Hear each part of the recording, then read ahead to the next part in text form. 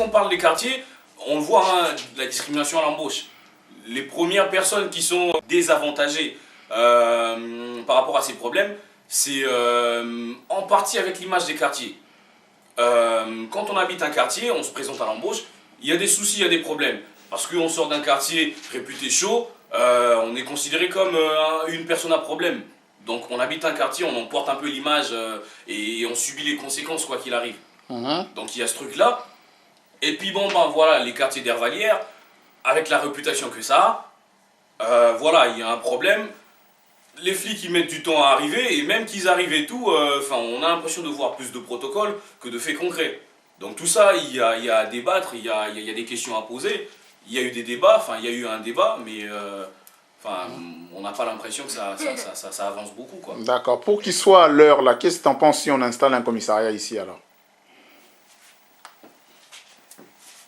C'est une bonne chose, mais moi je me suis déjà fait contrôler plusieurs fois, hein, aux alentours là-bas.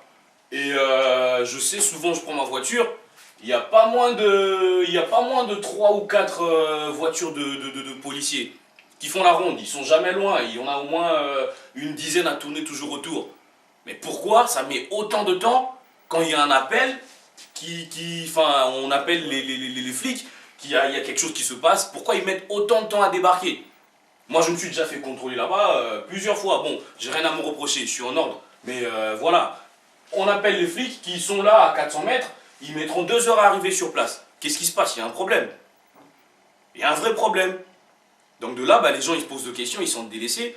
Quand je dis que c'est justifié, c'est des faits concrets, c'est ce qu'on ressent. Délaissés au niveau de l'emploi, au niveau de la justice, sécurité, j'en parle même pas, parce que quand la police elle débarque dans un quartier, elle a peur déjà elle-même. Parce que, voilà, on a contribué un peu à ce malaise-là, hein, l'État. On a foutu les gens dans un coin, ils se battent entre eux. On dirait que l'État attend que les gens finissent de se taper dessus pour qu'elle, finalement, qu'elle vienne, qu'elle constate. Donc voilà. Après, bon, accuser l'État, n'accuser que l'État, c'est aussi une facilité. Parce que on habite les quartiers, à un moment donné, on se pose des questions. Quand moi, je descends en bas et que je casse la porte d'entrée, ou je vais brûler la voiture du voisin là-bas, ou on se tape dessus entre nous, bon, on est un peu responsable aussi de la réputation qui tombe sur le quartier.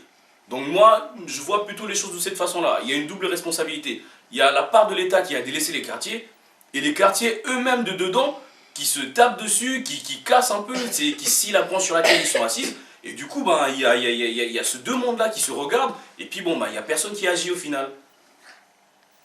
D'accord. Donc finalement, il faudrait qu'à la fois l'État agisse, et il faudrait aussi que les gens concernés puissent agir aussi, si je comprends bien alors. Exactement. Moi, j'ai habité un peu dans le quartier, je suis du quartier Malakoff, même si ça fait des années que j'habite plus là-bas. Mais de l'intérieur, on a le sentiment que les gens, ils s'aiment pas et qu'ils aiment pas leur quartier, même si bon, on a un discours différent. On dit tous qu'on aime nos quartiers, on ferait tout, on mourrait pour nos quartiers. Mais à quoi ça rime si je descends et que je casse l'abri de bus par exemple, sachant que les loyers vont augmenter parce que bon, on casse, il faut réparer, il faut de la rénovation, on se met à casser, au final c'est nous qui payerons parce qu'on doit contribuer de manière ou d'une autre.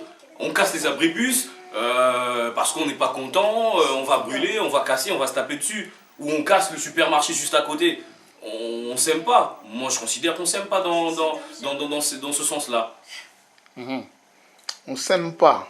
C'est ça, où on n'aime pas... On s'aime pas. Si je vais brûler la voiture située à 10 mètres plus loin, je connais pas la personne, mais j'imagine que la personne doit se lever le lendemain matin, prendre sa bagnole et partir au boulot. Je la connais pas, mais j'ai brûlé sa voiture. Donc voilà, on fout la merde dans nos quartiers, nous-mêmes déjà. Après, voilà quoi. D'un côté, on a été délaissés, ok, c'est vrai. Mais après, on n'arrange pas les choses quand on casse, quand on pille. Il y a vraiment un vrai problème de savoir-vivre qui se pose. Le respect, on en parle, je sais pas, c'est devenu un truc fantaisiste. On a tous des bracelets, respect, mais en vrai, on pratique pas le respect, quoi. On n'est pas respectueux. L'État doit reconsidérer sa position par rapport au quartier, mais les gens des quartiers eux-mêmes doivent aussi changer de mentalité par rapport à leur quartier.